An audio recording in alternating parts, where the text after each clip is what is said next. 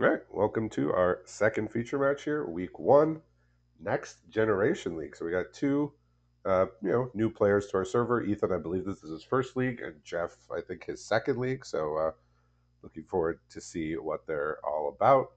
Looks like Jeff is taking a mulligan. What's he looking at over there? Looking at a festering gulch, which is the desert from OTJ, that green and black, strangled cemetery, swamp, rooftop assassin, and Alania's pathmaker that he just drew red for, and a silver deputy.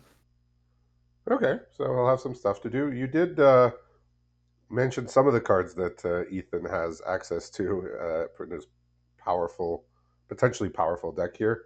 Nothing too crazy yet going on in hand. A lot of lands here: forest, two swamps, and an island. Only two spells. One is Dance of the Tumbleweeds, and one is a Flood Pitch Drowner, which we're about to see.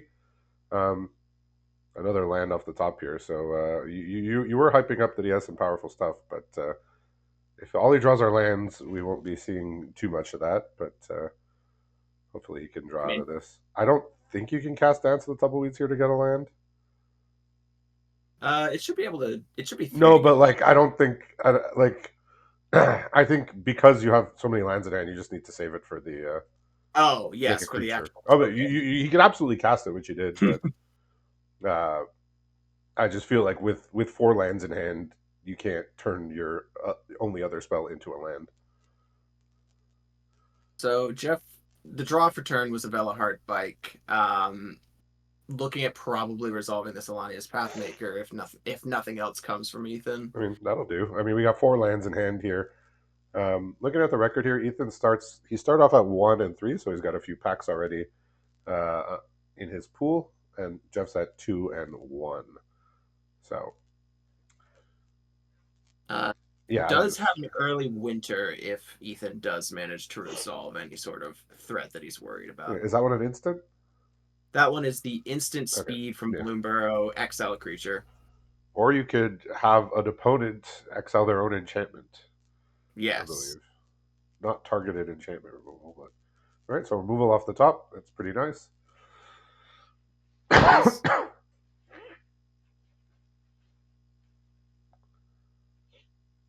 Yeah, so not too much to say about what's going on over here with Ethan. He's got all lands. Like I mentioned, probably might have been a little bit better to keep that Dance of the Tumbleweeds just to have something to do. Like he would be able now on what would have been turn, yeah, on turn 5, he would have been able to make a 5/5. And then he would have been able to follow it up with a Tumbleweed Rising that he's drawn here. Yeah, Tumbleweed Rising, not so great when you only have a 2/1 on board. This was one of my soapbox cards from OTJ. I thought it was like quite bad, and a lot of people seem to think it was fine. But I know it's not as bad as I thought it was, but I still never came close to putting it in a deck, and that's probably an error. But I was happy never playing it. It's like Had a a card. couple of good games with it, but all right. We have a Tiny Bones Bobble Burglar as the top Okay, deck. that could go to work. That could go to work. That's the one from. Is that the Foundations one? That is the Foundations Okay. one, if I recall. The one that whenever your opponent discards a card, you get to cast it. Yeah, I think that one is quite good, but he did not play it. I think he's holding up an early winter and hoping that, and assuming that that there will be a Tumbleweed Rising. So here's a funny thing. Ethan just was sort of playing his lands in whatever order he sort of figured he wanted them, and he Mhm. drew a Topiary Panther and just didn't play his forest. Topiary Panther costing 4 green. He just he just assumed he had 2 green in play and realized that he didn't. Because that would have given him a 6/6 as well as a 6/5, right? Well, not if Early Winter had something to say about it. Right. I think this early winter might end up just being a counterspell, assuming that Jeff is okay with just holding back. Yeah, well, I mean, next turn now Ethan's going to play the Topiary Panther and then uh, going to attempt to. It's interesting that he's just holding up this early winter when opponent has nothing in play. Like I'd just be playing stuff, and then once they land their thing, I would do it. But now he's going to get paid off here. we're going to see a 0/0 token come into play very briefly. Yeah, there it goes. And Yeah, that'll that be. was why I don't like Tumbleweed Rising. Exhibit I A. mean, normally you're resolving that on a field that doesn't have just nothing. I know. But I like my cards to do something when I don't. Like, I don't like my cards to depend on other things to be functional. Mhm. That's why that was my primary objection with the card. Another land here means we're going to game two. So yeah, a couple of potential maybe small misplays here, but also just way too many lands to make it work.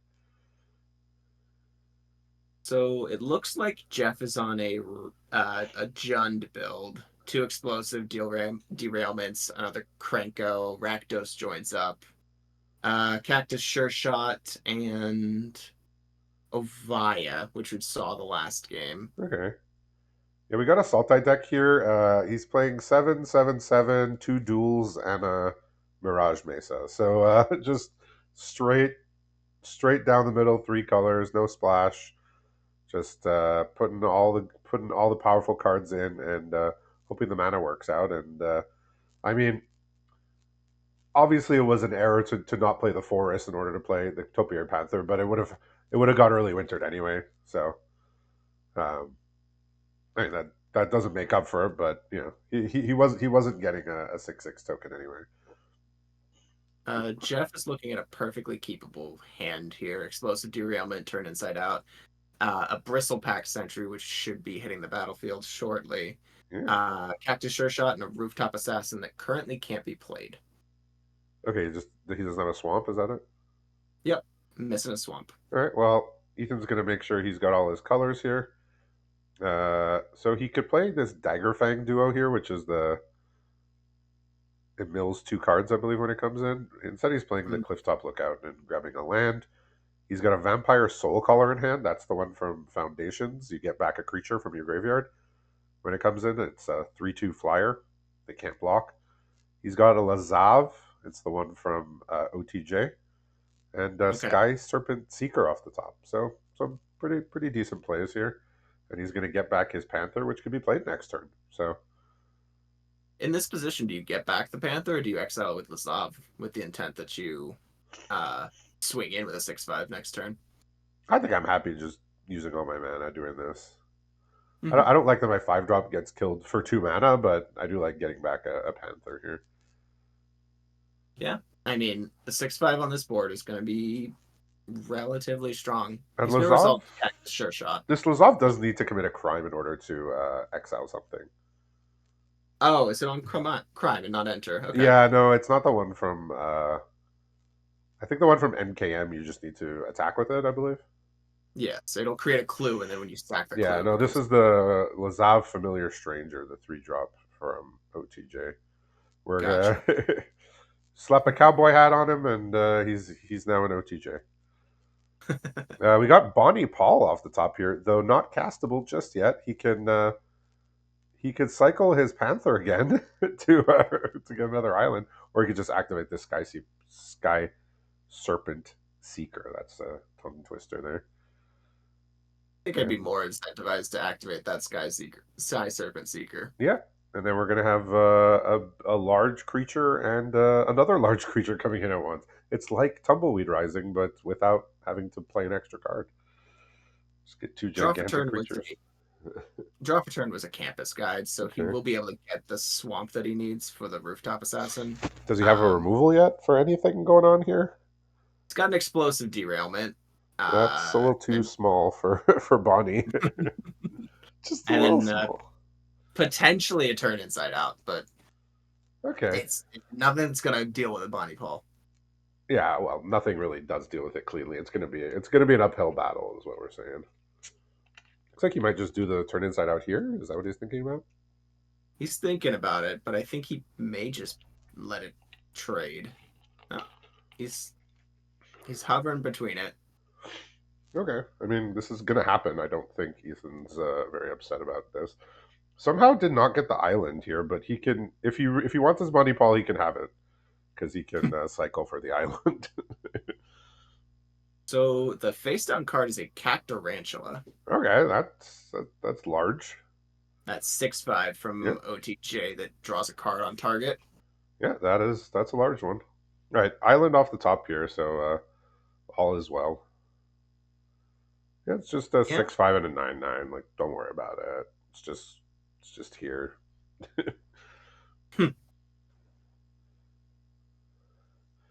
Yeah, well, I mean, expert analysis not required to for this Bonnie Paul card. I think if I'm in Jeff's position, I'm just tempted to wait out and hope to kill it with a rooftop assassin. Yeah, well, I mean, which half of it, right? Right. Which problem do you want to get rid of? Yeah, well, which half of it are we looking at? I mean, the Bonnie Paul half is the card draw half, but then the other one is just huge. So fun card to cast. Actually, honestly, Bonnie Paul is not even that fun to cast. It's just so powerful that it's like it's not even enjoyable after a certain point. It looks like he's going to resolve a cornered crook instead. Sack his Okay. campus to deal 3 to something. Yeah, this is a card that also kind of like a couple of the cards we saw in the first feature match never really had its day. Does that Cactus Folk just give everything else haste? That's Yep. 4 power. Okay, wow. I just that's very powerful. It's a very strong card from OTJ, as are most of them. Looks like we're going to attack with our Ox here and get back this card from the graveyard, committing a crime.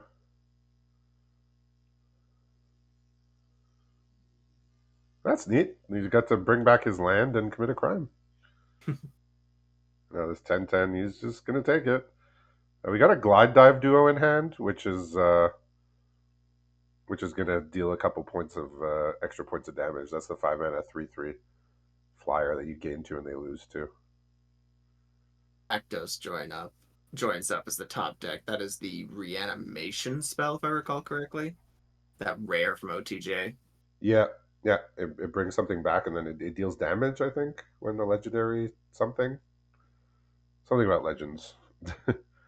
So he's not doing anything just yet here. No, looks like he's going to be leaning on the rooftop assassin. Yeah, but he's gonna have to take a bit of a beating here, and he's drawn a carrion cruiser, so he can get back something that's after it dies. Okay. Just when you thought you got rid of Bonnie Paul. Yeah.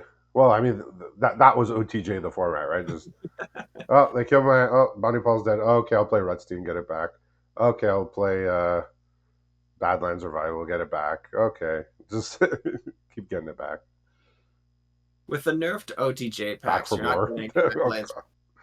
Luckily, with Badlands Revival and no, Back for More at very least is no longer in the packs because okay, the yeah, removal of the special guest cards. yeah. I think that was pretty wise. Like OTJ is already like power level through the roof as is, so don't think we needed all those extra juiced up cards in there.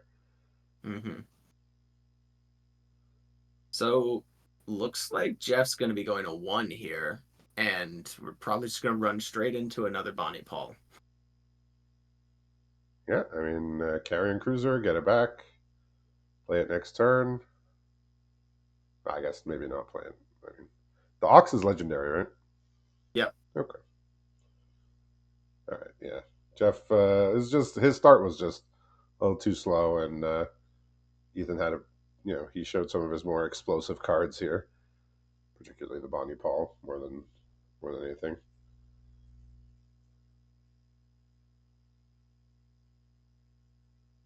Just looking at his sideboard, doesn't have too many cards that I would think are like super good targets of cards to bring in. Okay. You're either you're gonna have an opinion on this, I'm sure. Um Jeff has removed the cerebral confiscation from his deck and instead put in an ancient vendetta. Okay, what's the cerebral thing? It's Is the that like a three mind mana. rot? Yeah, it's the 3 mana mind rot or pick a card from your opponent's hand. Okay. And Ancient Vendetta is the one where you just grab a card out of their deck. You pick a card name and find every copy of it in their deck and hand. I mean, it's a guaranteed answer to Bonnie Paul if it comes down before it. I mean, it's kind of like a card that you can't beat in a normal way. Hmm.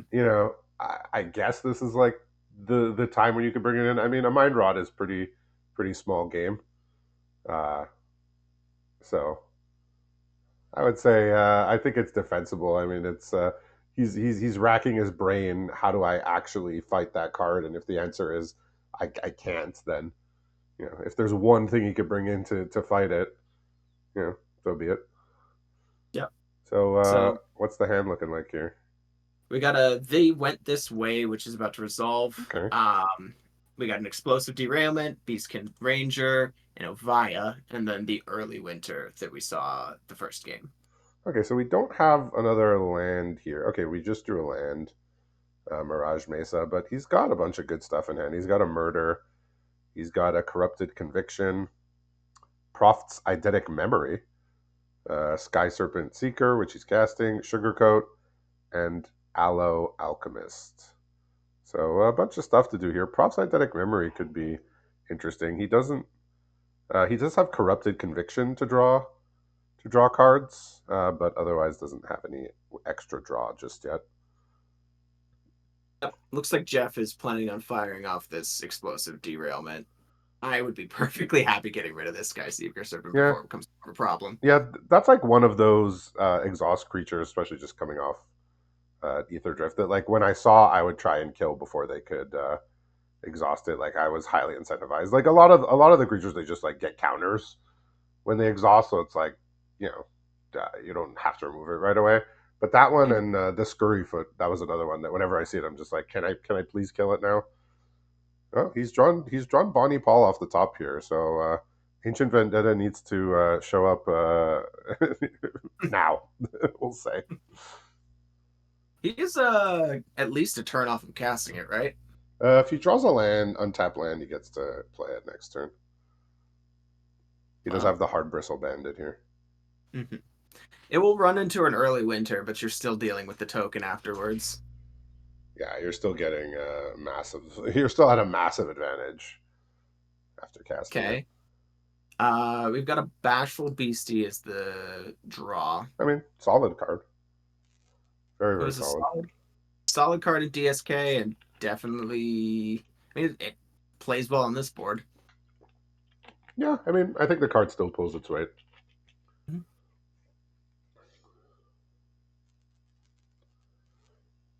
Right, attacking here.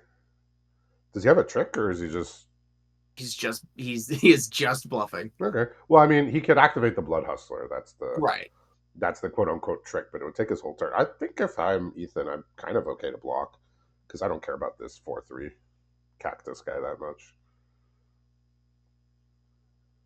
Right, no land here, so a turn reprieve.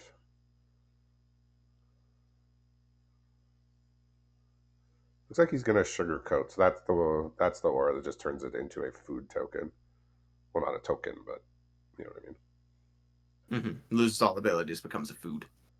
Yeah. So he is gonna get back a creature here. Enduring Vitality is another very good card, but looks like he's just gonna get back his Serpent and hope to activate it. Well, he's hoping to play Bonnie Paul before the Serpent, but Right. he'll play Serpent if he has to. So it'll be Beastkin Ranger. You drew a Silver Deputy. It looks like it might just end up being Beastkin Ranger Ovia and or hold up the Blood Hustler activation. Yeah, Ovia, I'm still. I've never put in a deck yet. I don't know if you've had experience with it. It's too slow. I know that when I was playing in the Arena Open, of course, my opponent played it, and then they put in that 7 mana white mythic thing that was now a 9/9, the flagship. Yeah, that one's probably a little too hard to deal with. But I was like, okay, if that's what you're doing with Ovia, cool. I wasn't beating it as a 7/7. I certainly wasn't beating it as a 9/9 that came down for 1 mana. So if they waited a couple turns and cast it normally, I was still losing that game. Anyway. We got Gas Guzzler here. No land still, so he's going to play the Serpent. So Jeff has really kind of fortunately been able to dodge this land that was going to bring a Bonnie Paul, which is would be very unfortunate for him.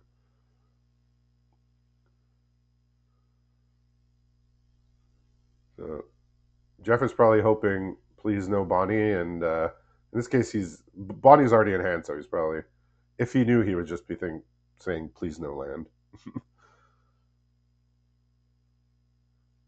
And we got a forest as the top deck. So it's not looking good if Ethan does top deck that land. So he's got the removal, and what else?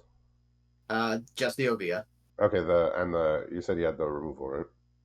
Early Okay. winter and the Ovia. Yeah, so he'll at least, if he doesn't draw the land, okay, he didn't draw the land, but he at least has guaranteed uh, two lands coming into play with the Sky Serpent.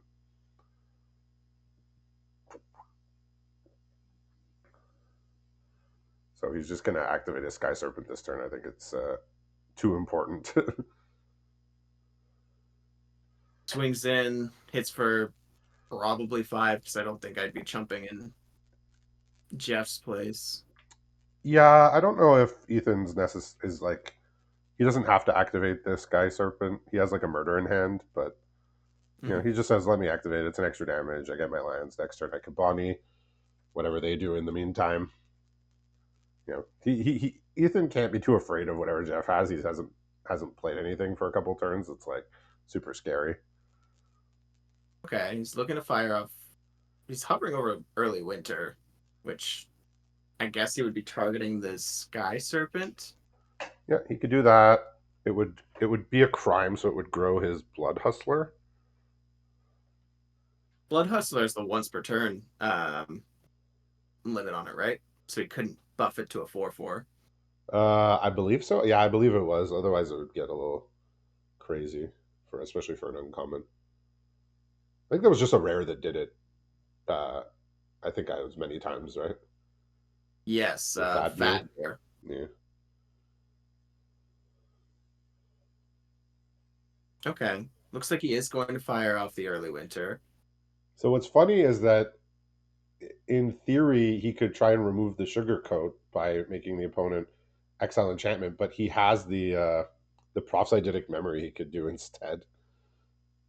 So that the early winter not being able to target an enchantment actually is pretty important here. He does get to use his corrupted conviction with that one mana he's got left, and he's getting him pretty low here. This is looking like a very strong position for Ethan. Yeah, and he's Uh, got a bunch of other good stuff in there. Dance of Tumbleweeds, Baker's Duo, and Doc Orlock, Grizzled Genius. But I think it's just going to be Bonnie Paul coming down to, land off the top is not going to be good enough for yeah, this position. especially after the early winter, this Bonnie Paul might be enough to make Jeff not want to continue too much longer in this. So I'm not, I mean, activating this is just going to die, right? The Carrion Cruiser. Yep. It's just going to die to If the he Blood swings Hustler, in, but he does get to draw a card. So there's that. And he gets to put a land into play. Yeah, it is getting eaten here. I don't know if he necessarily realized that.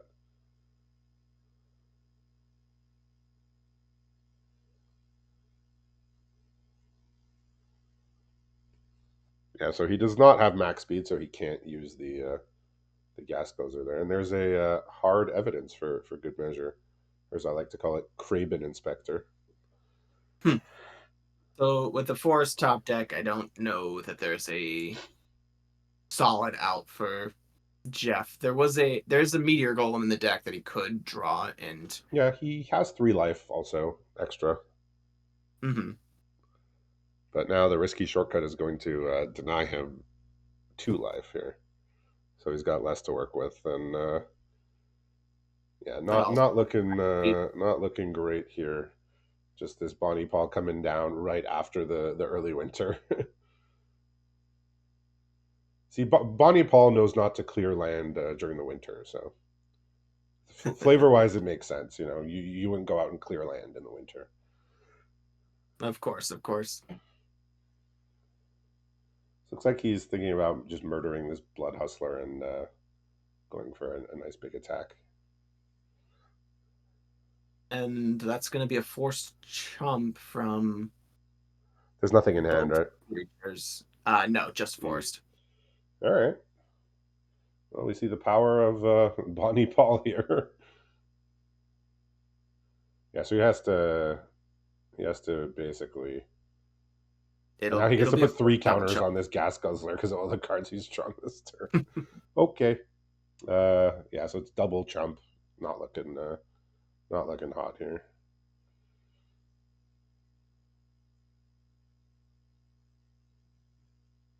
Yeah, Jeff's like, why don't I get these crazy good cards? Goes to two, sacks the beastie, Yeah, I mean, if he has a board wipe, cool, but and Ethan's got plenty of stuff left to do in hand, even if it's his board got actually wiped. pretty close. He drew a Boommobile off the top. Well, that's how much damage? One, two, three, four, five. We'll have he can throw 6 damage, five Yep, damage. he can put his opponent to three I if he mean, wants. cool, but Not quite enough. yeah, it had potential, but there's just too much going on here. He says that here, 6 damage on the way out, and now even the crab's getting in there. Crab is gonna, yeah, even the crab. All right, so a couple powerful rares here, just really swinging the game Ethan's way. We did talk a little bit before the match that his deck was perhaps something to be feared. So very impressive showing here. Congratulations on the win for Ethan, and we'll be back for our last match in a little bit.